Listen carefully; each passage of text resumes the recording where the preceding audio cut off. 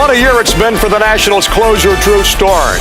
Last year, 22 years of age, promoted to AAA Syracuse, made his Major League debut on May 17th. First Major League win against the Mets, first hit in his first at-bat off Kevin Millwood, and first Major League save against the Dodgers August the 6th. And today is Drew Storen's 23rd birthday.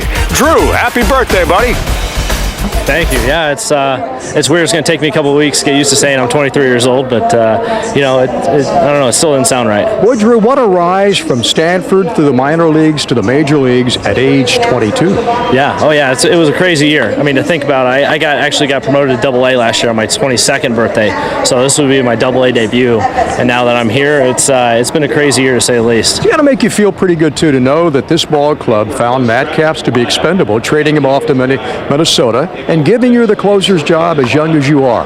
Got to make you feel like $1 million. Well, yeah, I really haven't earned it yet, but we got a couple guys down there that can do the job too. But you know, to be one of the guys in the mix down there at the end of the game is pretty awesome. But I do miss Capper, and he was a great teammate. But I know he's going to do great things in Minnesota. How much influence did he have on you? Oh, tons. I mean, he's a big reason for my success. I mean, he actually had already texted me by the time I got to my locker the other night in LA, and I made sure and text him back. I said, "You're a big reason why I got that," because starting from day one when I met him in FanFest in February, he kind of took me under his wing and really showed me how to do things and taught me how to be a true professional.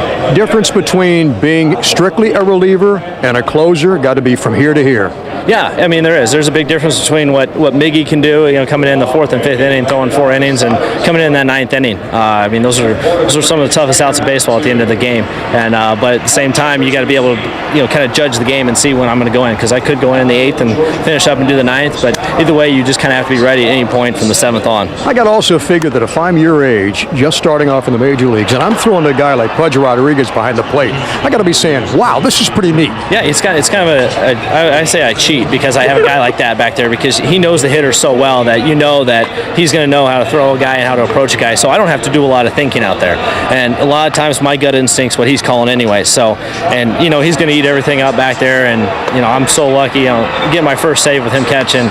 Couldn't really write a better script than that. You spend a lot of time going over hitters, or strictly rely on him more? A little bit of both. We have a hitter's meeting at the beginning of every series, so and I know that he studies the guys, and he's seen each hitter for the first 8 innings or whatnot, so he knows what he's going to do. And so for me, I just I get my read when I'm on the mound, but a lot of times I just go with what he calls. Ray Knight was supposed to be a pretty good hitter, all-star third baseman, MVP of the World Series. You're on the mound.